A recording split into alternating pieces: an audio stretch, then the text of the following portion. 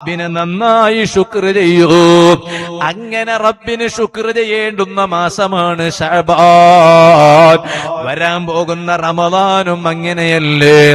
ആ റമളാനിനെ സ്വാഗതം ചെയ്യാൻ അതിനൊരു പ്രാക്ടീസിംഗ് മന്താണ് ശഅബാൻ.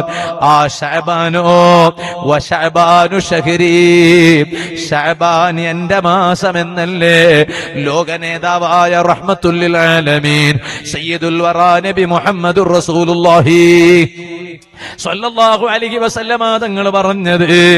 ആയിഷ ബീബി റളിയല്ലാഹു അൻഹയോടൊപ്പം കിടന്നുറങ്ങിയ സമയം ഹദീസിൽ കാണാം, മുത്തുനബി സ്വല്ലല്ലാഹു അലൈഹി വസല്ലമ തങ്ങൾ ഉമ്മുൽ മുഅ്മിനീൻ ആയിഷ ബീബി റളിയല്ലാഹു അൻഹാ മഹദിയുടെ കൂടെ കിടന്നുറങ്ങുകയാണ്.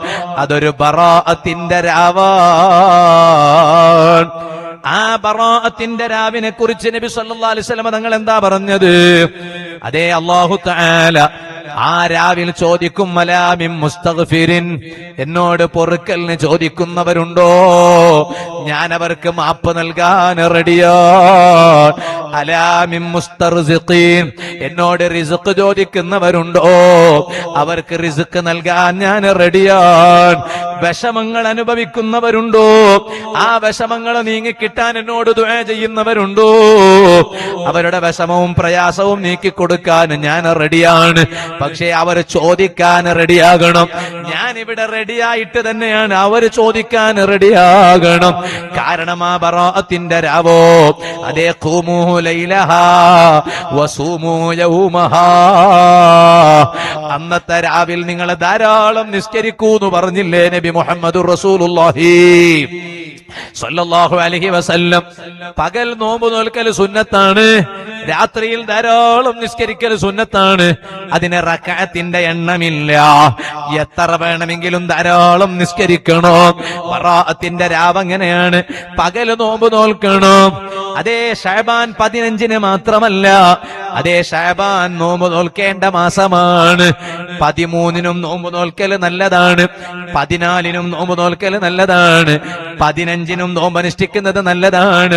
കാരണം ശഅബാൻ 13, 14, 15 അത് അയ്യാമുൽ ബീളാണ്, വെളുത്ത ദിവസങ്ങളാണ്.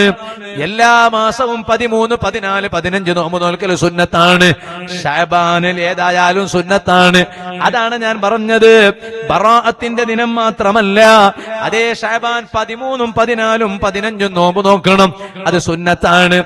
എന്നാലോ നോമ്പ് അനുഷ്ഠിക്കൽ ഹറാമായ ദിവസങ്ങളുണ്ട്.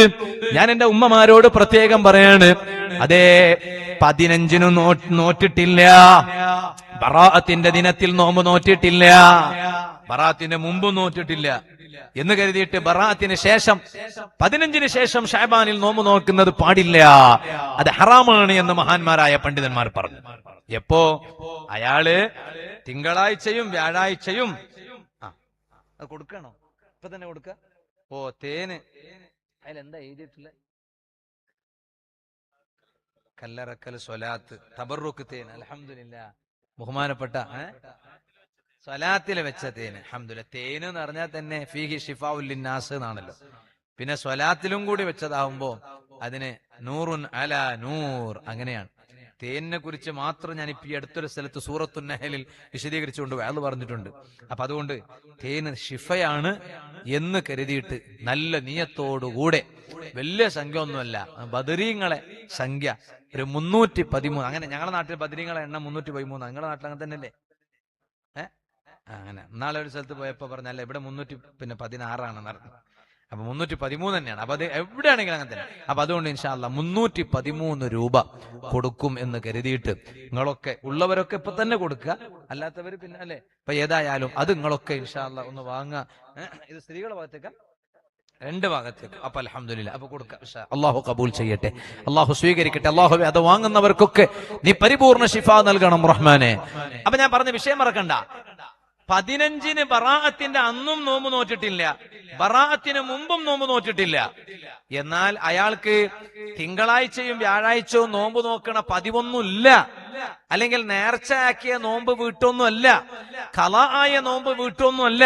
എന്നാൽ അങ്ങനെ ഈ പറയപ്പെട്ട ന്യായങ്ങളൊന്നും ഇല്ലാതെ 15-ന് ശേഷം മാത്രം നോമ്പ് നോക്കുക, അത് കടുത്ത ഹറാമാണ് എന്ന് മഹാന്മാരായ പണ്ഡിതന്മാർ പറഞ്ഞു.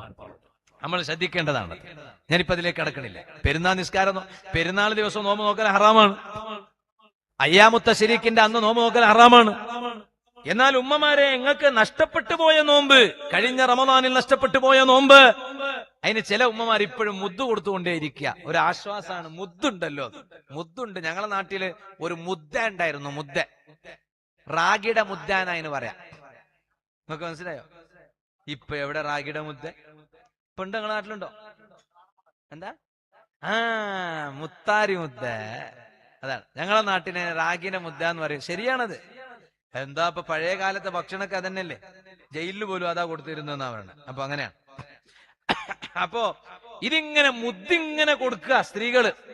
കഴിഞ്ഞ റമദാനിൽ നോമ്പ് പിന്നെ അനുഷ്ഠിക്കാത്തതിന്റെ പേരില് അത് ഈ റമദാനിന് മുമ്പായി നോമ്പ് ഖളാ വീട്ടുക തന്നെ വേണം. കാരണമില്ലാതെ പിന്തിപ്പിക്കാൻ പാടില്ല. അത് മസലയാണ്. പിന്തിപ്പിച്ചാൽ, അകാരണമായി പിന്തിപ്പിച്ചാൽ ഓരോ നോമ്പിനും മുദ്ദ് കൊടുക്കണം. അത് വർഷങ്ങൾ ആവർത്തിച്ചു വരുന്നതനുസരിച്ച് ഓരോ നോമ്പിന്റെ മുദ്ദിന്റെ എണ്ണം കൂടും. അങ്ങനെയാണ് എന്ന് കരുതിയിട്ട് അവരെ തൊട്ട് നോമ്പ് ഒഴിവായി പോകൂല. ഒരു ഉമ്മയും തെറ്റിദ്ധരിച്ചു പോകരുത്. പിന്നെയോ, അവർ ഈ മുദ്ദിങ്ങനെ കൊടുക്കന്നെ നോമ്പ് ഖളാ വീട്ടണില്ല എങ്കിൽ മരണപ്പെട്ടാൽ, ഉമ്മമാരെ ശരിക്കും മനസ്സിലാക്കണം, സഹോദരിമാരെ ആലോചിക്കണം. ആ നോമ്പ് ബാക്കി വെച്ചങ്ങ് മരണപ്പെട്ടാൽ, അതേ ഖബറിൽ പോയി കിടക്കുമ്പോൾ ആ നോമ്പ് ബാക്കി വെച്ചിട്ടാണ് പോയി കിടക്കുക എന്ന ബോധം വേണം. ആ നോമ്പ് പെരടിയിൽ വെച്ചിട്ടാണ് നിങ്ങൾ ഖബറിൽ പോയി കിടക്കുന്നത് എന്ന ബോധം വേണേ. ഇരിക്കട്ടെ, നബി സല്ലല്ലാഹു അലൈഹി വസല്ലം തങ്ങൾ കിടന്നപ്പോൾ കുറച്ചു നേരം കഴിഞ്ഞപ്പോൾ തങ്ങളെ കാണുന്നില്ല. ആയിഷ ഉമ്മയല്ലേ, ലോകത്തുള്ള മുഅ്മിനീങ്ങളാ മുഅ്മിനാത്തുകളായ ഉമ്മമാർക്ക് മാതൃകയല്ലേ സയ്യിദത്തുനാ ബീവി ആയിഷത്തു സിദ്ദീഖ റളിയല്ലാഹു അൻഹാ. ആ ആയിഷ ബീബി റളിയല്ലാഹു അൻഹ മെല്ലെ അങ്ങ് തപ്പി നോക്കി, എവിടെയാണ് എന്റെ ഹബീബുള്ളത്, എവിടെയാണ് ലോകനേതാവുള്ളത്? കാണുന്നില്ല. ഇറങ്ങി വന്നപ്പോൾ അതേ മദീന മുനവ്വറയിലെ ജന്നത്തുൽ ബഖീയിലാണ്. ആയിഷ ബീവി റളിയല്ലാഹു അൻഹയോട് തങ്ങൾ പറഞ്ഞു, ആയിഷ റളിയല്ലാഹു അൻഹ, താനി ജിബ്രീൽ അലൈഹിസ്സലാം, എന്റെ അരികിൽ ഇപ്പൊ ജിബ്രീൽ അലൈഹിസ്സലാം വന്നതേയുള്ളൂ. ജിബ്രീൽ അലൈഹിസ്സലാം എന്നിട്ട് പറഞ്ഞു, നബിയേ ആദിഹി, ഇത് ഏത് രാവാണെന്നറിയുമോ നബിയേ? ലൈലത്തുൻ നിസ്ഫി മിൻ ശഅബാൻ, ബറാഅത്തിന്റെ രാവെന്ന് വിശേഷിപ്പിക്കപ്പെടുന്ന അതേ ശഅബാൻ 15ന്റെ രാവാണ് നബിയേ. ഈ രാവിന്റെ പ്രത്യേകത എന്താണ്? വലില്ലാഹി ഉതഖാഉ ഫീഹാ, ഈ ബറാഅത്തിന്റെ രാവിലെ അല്ലാഹു തആല എത്രയോ നരകക്കാരെ നരകത്തിൽ നിന്ന് മോചിപ്പിക്കുന്നു. അതേ ബിഅദദി ശുഊരി ഗനമി കൽബ്, കൽബ് ഗോത്രക്കാരുടെ ആട്ടിന്റെ രോമങ്ങളുടെ എണ്ണമനുസരിച്ച് അല്ലാഹു ആളുകളെ നരകത്തിൽ നിന്ന് മോചിപ്പിക്കുന്ന രാവാണ് നബിയേ. എന്നിട്ടതാ തങ്ങൾ പറഞ്ഞു കൊടുക്കുന്നു, പക്ഷേ ലാ യൻദുറുല്ലാഹു ഫീഹാ, ആ രാവിലെ, ഇത്രയും മഹത്വമുള്ള രാവിലെ അല്ലാഹു ചില ആളുകളെ പരിഗണിക്കുകയില്ല, അവർക്ക് അല്ലാഹു മാപ്പ് കൊടുക്കുകയില്ല, അവരെ അല്ലാഹു സ്വീകരിക്കുകയില്ല. ആരാണ് ആ വിഭാഗമെന്നറിയുമോ? വിഭാഗത്തെ ഓരോന്നായി എണ്ണിപ്പറയുന്ന കൂട്ടത്തിലെല്ലാം കൂടി ഇപ്പൊ പറയാൻ നേരമില്ല. ഹബീബായ സല്ലല്ലാഹു അലൈഹി വസല്ലം തങ്ങൾ ആയിഷ ബീബി റളിയല്ലാഹു അൻഹാക്ക് പറഞ്ഞു കൊടുക്കുകയാണ്, വലാ ഇലാ ഖാത്തിഉർ റഹീം, കുടുംബക്കാരോട് പിണങ്ങി നിൽക്കുന്നവരില്ലേ? ഓ ഉമ്മമാര്, ചിലപ്പോൾ നിങ്ങൾ നിങ്ങൾ കാരണമായി നിങ്ങളെ ഭർത്താക്കന്മാർ അവരെ കുടുംബക്കാരോട് പിണങ്ങി നിൽക്കുകയില്ല. അവർക്ക് ചിലപ്പോൾ മിണ്ടണമെന്ന് ആഗ്രഹമുണ്ട്, പക്ഷേ ഭാര്യമാരാകുന്ന നിങ്ങളത് ബ്ലോക്ക് ചെയ്ത് വെച്ചില്ല. നിങ്ങളെ പേടിച്ചിട്ട് സ്വന്തം കുടുംബത്തോട് മിണ്ടാത്തവരില്ലേ? എന്തിനാണ് ഈ പിടിവാശി ഉമ്മമാര്? എത്ര നാൾക്ക് വേണ്ടിയാണ് ഈ പിടിവാശി ഉമ്മമാര്? ഇപ്പോഴല്ലേ നിങ്ങളെ കൺമുന്നിലൊരു മയ്യത്തിനെ കൊണ്ടുപോയത്? ഓ പുരുഷന്മാര്, ഇപ്പോഴല്ലേ ഞാനും നിങ്ങളും ഒരു ജനാസ നിസ്കരിച്ചത്? ആ മയ്യത്തിനെ കൊണ്ടുപോകുമ്പോൾ, മയ്യത്ത് കൊണ്ടുപോകുമ്പോൾ അത് കാണുമ്പോൾ ദിക്ർ ചൊല്ലൽ സുന്നത്താണ്. മയ്യത്ത് കാണുമ്പോൾ ദിക്ർ ചൊല്ലൽ സുന്നത്താണ്. ഏതാണ് ആ ദിക്ർ? സുബ്ഹാനൽ ഹയ്യില്ലദീ ലാ യമൂത്. എന്താണ് ആ ദിക്റിന്റെ അർത്ഥം? ഒരിക്കലും മരണമില്ലാത്ത, എപ്പോഴും ഹയ്യായിട്ടുള്ള, ജീവിച്ചിരിപ്പുള്ള അല്ലാഹുവിന്റെ പരിശുദ്ധിയെ വാഴ്ത്തുന്നു. എന്തേ ഇതിങ്ങനെ പറയാൻ കാരണം? മറ്റുള്ളവരെല്ലാം മരിക്കുമെന്നത് ഉറപ്പാണ്. അൽ ഹയ്യില്ലദീ ലാ യമൂത്, മരിക്കാതെ എപ്പോഴും ജീവിച്ചിരിപ്പുള്ളവനോ ഏകനായ അല്ലാഹു തആല മാത്രമാണ് കേട്ടോ. അല്ലാത്ത ഏത് വഅദ് പറയുന്ന മുസ്ലിയാരായാലും, എത്ര വലിയ ആളായാലും മരണമുണ്ട് കേട്ടോ. അതുകൊണ്ടാണല്ലോ പണ്ഡിതന്മാർ സുബ്ഹിയുടെ സുന്നത്ത് നിസ്കാരത്തിന് ശേഷം ചെയ്യേണ്ടുന്ന ഒരു സുന്നത്തായ കാര്യം കിതാബിലൊക്കെ പഠിപ്പിച്ചത് കാണാം. കല്യൂബിയിലടക്കം മഹല്ലി ഇമാമത് പറഞ്ഞു വെച്ചിട്ടുണ്ട്. ആ സുന്നത്ത് ഞാൻ എന്റെ ഉമ്മമാരോട് പറയാണ്, സഹോദരിമാരോട് പറയാണ്. അതേ, നാളത്തെ സുബഹി നിസ്കാരത്തിന്റെ സുന്നത്ത് നിസ്കാരമുണ്ടല്ലോ, ആ നിസ്കാരത്തിന് ശേഷം ആ ഒരു ചെറിയ സുന്നത്ത് കാര്യം ചെയ്യാൻ മറന്നു പോകരുത്. അത് ചിലപ്പോൾ ആദ്യം നിങ്ങൾ ഫർള് നിസ്കരിച്ചതാണെന്ന് സങ്കല്പിക്കുക, പിന്നെയാണ് നിങ്ങൾ സുന്നത്ത് നിസ്കരിക്കുന്നത് എങ്കിൽ പോലും മഹാന്മാർ പറഞ്ഞു, സുബ്ഹിയുടെ 2 റക്അത്ത് സുന്നത്ത് നിസ്കാരമുണ്ടല്ലോ, ആ നിസ്കാരം കഴിഞ്ഞ ഉടനെ ചെയ്യേണ്ടുന്നൊരു സുന്നത്താണ്. അതേ, ഒന്ന് ഖിബ്ലയിലേക്ക് മുഖം തിരിച്ചിട്ട് ഒന്ന് ചെരിഞ്ഞു കിടക്കൽ സുന്നത്താണ് കേട്ടോ. സുബ്ഹാനല്ലാഹ്. അങ്ങനെ കിടന്നിട്ട് ഉറങ്ങിപ്പോരുത് കേട്ടോ. അവിടെ തന്നെ ഇങ്ങനെ കിടന്നിട്ട് ഉറങ്ങിപ്പോയി പിന്നെ സുബഹി ഖളാകാൻ പാടില്ല. അല്ലാതെ 2 റക്അത്ത് സുന്നത്ത് നിസ്കരിച്ചാൽ ആ നിസ്കാരം കഴിഞ്ഞ ഉടനെ, ഉമ്മമാരെ നിങ്ങൾക്കും കൂടി സുന്നത്തുള്ള കാര്യമാണത്, പുരുഷന്മാർക്കും സുന്നത്താണ്, ഒന്ന് ഖിബ്ലയിലേക്ക് ചെരിഞ്ഞു കിടക്കണം. ഏത് കിടത്തമാണത്? ഖിബ്ലയിലേക്കുള്ള ചെരിഞ്ഞ കിടത്തം ഏത് കിടത്തമാണെന്നറിയുമോ സുഹൃത്തുക്കളെ? ഈ സാധുവായ ഞാനങ്ങ് മരണപ്പെട്ടാൽ എന്നെ കൊണ്ടുപോയി കിടത്തുന്ന ഖബറുണ്ടല്ലോ, ആ ഖബറിൽ എന്റെ മക്കള്, ആ ഖബറിൽ എന്റെ ശിഷ്യഗണങ്ങൾ, ആ ഖബറിൽ എന്റെ സ്നേഹജനങ്ങൾ എന്നെ കൊണ്ടുപോയി കിടത്തുന്ന രൂപം അതാണ്. നിങ്ങൾ മരണപ്പെട്ടാൽ നിങ്ങളെ കൊണ്ടുപോയി കിടത്തുന്ന രൂപം അതാണ്.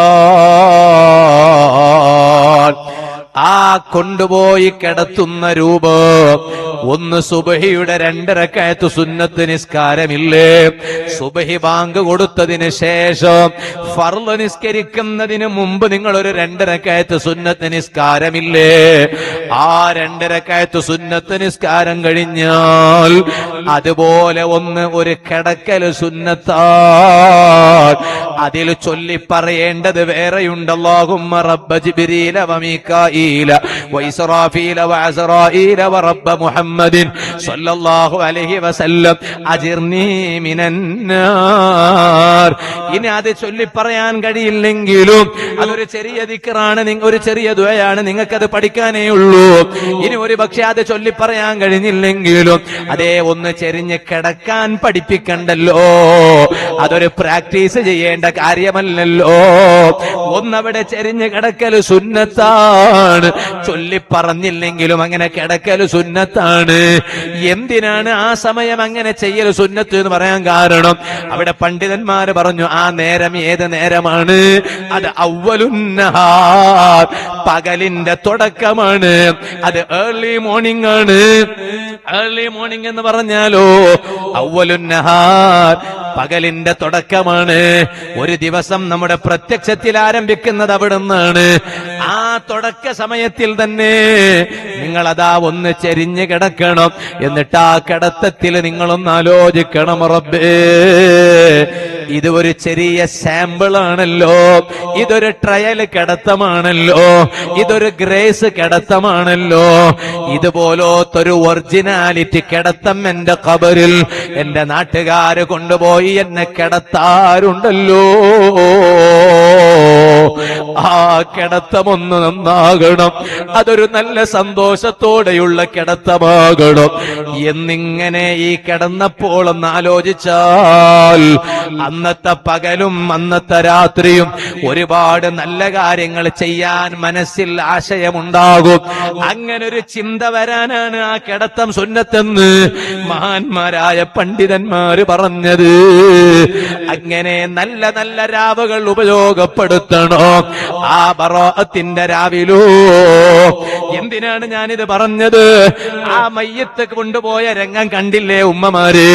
ഇത് കണ്ട നമ്മൾ എന്തിനാണ് പിന്നെയും ഒരു വാശിയോടെ ജീവിക്കുന്നത്? എന്തിനാ? പുരുഷന്മാരോട് ചോദിക്കട്ടെ, വബല്ലിഗ്നാ റമളാൻ, റമളാനിനെ എത്തിച്ചു തരാൻ അല്ലാഹുവോട് ദുആ ചെയ്യുന്നു. കുടുംബത്തോട് ഇപ്പോഴും പണക്കത്തിലാണ്, അയൽ വീട്ടുകാരോട് ഇപ്പോഴും വിഷമത്തിലാണ്, നാട്ടാരോട് ഇപ്പോഴും പണക്കത്തിലാണ്. എന്നിട്ട് വബല്ലിഗ്നാ റമളാൻ, റമളാൻ എത്തിച്ചു തരണമെന്ന് റബ്ബിനോട് ദുആ ചെയ്തിട്ട് വല്ല കാര്യവുമുണ്ടോ? വല്ല നേട്ടങ്ങളുണ്ടോ? ഒന്ന് നെഞ്ചത്ത് കൈവച്ച് ആലോചിക്കേണ്ട സമയമല്ലേ? ഒന്ന് ചിന്തിക്കേണ്ട നേരമല്ലേ? കുടുംബക്കാരോട് പിണങ്ങിയവനാണോ? ബറാഅത്തിന്റെ രാവിൽ പോലും അല്ലാഹു അവനിലേക്ക് നോക്കൂല. വലാ ഇലാ ആഖിൻ ലിവാലിദൈഹി, മാതാപിതാക്കളെ വിഷമിപ്പിച്ചവനാണോ? വേദനിപ്പിച്ചവനാണോ? സ്വന്തം ഭാര്യയ്ക്ക് ഒരു ചെറിയ തലവേദന ഉണ്ടായപ്പോൾ എത്ര തിരക്കുണ്ടെങ്കിലും തിരക്ക് മാറ്റി വെച്ചിട്ട് ഇവൻ വേഗം വന്നു ഹോസ്പിറ്റലിൽ കൊണ്ടുപോയി. ഉമ്മ പറയുന്നു, മോനെ എനിക്ക് ഭയങ്കര വേദനയുണ്ട്, ശരീരവേദനയുണ്ട്, തലവേദനയുണ്ട്. ഉമ്മാനോട് പറയാണ്, പ്രായമായാലൊക്കെ ഉണ്ടാവും, കുറച്ചൊക്കെ ക്ഷമിക്കണം. എന്തേ ഭാര്യയ്ക്ക് വന്നപ്പോൾ എന്തെയാ ക്ഷമിക്കണം എന്ന് പറയാത്തത്? ഭാര്യയ്ക്ക് തലവേദന ഉണ്ടായപ്പോൾ വേഗം ഹോസ്പിറ്റലിൽ കൊണ്ടുപോയി. അപ്പൊ ഭാര്യനോട് ക്ഷമിക്കാൻ പറഞ്ഞില്ല, അപ്പോഴൊന്നും ആ വാല് വന്നില്ല. എന്നാൽ ഉമ്മാക്ക് തലവേദന ആയപ്പോൾ ഉമ്മാനോട് പറയാ, ഉമ്മാന്റെ പ്രായം എത്രയാ? ചെറിയ പ്രായമൊന്നുമല്ലല്ലോ, അത്യാവശ്യം പ്രായമല്ലേ ഉള്ളു. ഈ പ്രായമുള്ള സമയത്ത് വേദനയൊക്കെ ഉണ്ടാവും, അപ്പൊ ക്ഷമിക്കണം. ഇതൊക്കെ ഉമ്മ കാണാണ്. അപ്പോഴാണ് ആ ഉമ്മ ചിന്തിക്കുന്നത്, സുബ്ഹാനല്ലാഹ്, എനിക്ക് നീ തന്ന മോനാണല്ലോ റബ്ബേ.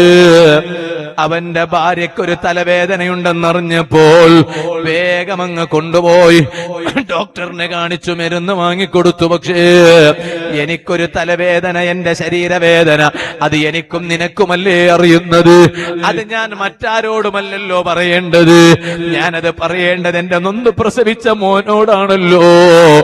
ആ മോനോട് ഞാനതങ്ങ് പറഞ്ഞപ്പോൾ അവന് പ്രായമായില്ലേ ഉമ്മ, വേദനക്ക് ഉണ്ടാവും, കുറച്ച് ക്ഷമിക്കണോന്ന് പറഞ്ഞു. ഭാര്യ പറഞ്ഞപ്പോ അപ്പൊ തന്നെ കൊണ്ടുപോയി. ഞാൻ പറഞ്ഞപ്പോൾ ക്ഷമിക്കണോന്ന് പറഞ്ഞു. ഇത് ഉമ്മയങ്ങ് കണ്ടുമ്മാന്റെ മനസ്സ് വേദനിച്ചില്ലേ മനുഷ്യ? അത് കേട്ട ബാപ്പാന്റെ മനസ്സ് വേദനിച്ചില്ലേ? ആ ഉമ്മയുടെ മനസ്സ് വേദനിപ്പിച്ചവനാണോ? സ്വന്തം കെട്ടിയോളെ പ്രീതിപ്പെടുത്താൻ, സ്വന്തം ഭാര്യയെ പ്രീതിപ്പെടുത്താൻ നൊന്ത് പ്രസവിച്ച ഉമ്മാനെ വേദനിപ്പിച്ച മോനാണോ? വാല കേൾക്കുന്ന യുവതികള്, വാല കേൾക്കുന്ന കൗമാര പ്രായമുള്ള പെൺമക്കള്, ഭൗതികമായ സുഖത്തിന് വേണ്ടി, ഈ ഭൗതികമായ ജീവിതത്തിന്റെ താല്പര്യത്തിന് വേണ്ടി ഏതെങ്കിലും ഒരു നിമിഷം ബാപ്പാന്റെ മനസ്സ് വേദനിപ്പിച്ചിട്ടുണ്ടോ? ഉമ്മാന്റെ മനസ്സ് വേദനിപ്പിച്ചിട്ടുണ്ടോ? നിന്റെ ശരീരത്തിൽ ധരിച്ചിട്ടുള്ള പർദക്ക് മൂല്യമില്ല. നിന്റെ തലയിലിട്ടിട്ടുള്ള തട്ടമുണ്ടല്ലോ, ആ തട്ടത്തിന് പ്രസക്തിയില്ല. ബറാഅത്തിന്റെ രാവിലെ പോലും അല്ല നിന്നിലേക്ക് നോക്കൂല. അപ്പൊ നീ എത്ര വലിയ ഭാഗ്യമില്ലാത്തവളോ. അതുകൊണ്ട് നന്നായി ഉണരണം, ഒരുങ്ങണം, പരിശുദ്ധ റമളാനെ വരവേൽക്കാൻ ഒരുങ്ങണം. ഉമ്മമാരേ, വീട് വൃത്തിയാകണം, പരിസരം വൃത്തിയാകണം, എല്ലാം വൃത്തിയാകണം. വീടിന്റെ പരിസരം വൃത്തിയായാൽ മാത്രം പോരാ, പള്ളിയുടെ പരിസരം വൃത്തിയായാൽ മാത്രം പോരാ. നമ്മുടെ മനസ്സ് വൃത്തിയാകണോ, നമ്മുടെ അവയവങ്ങൾ വൃത്തിയാകണോ.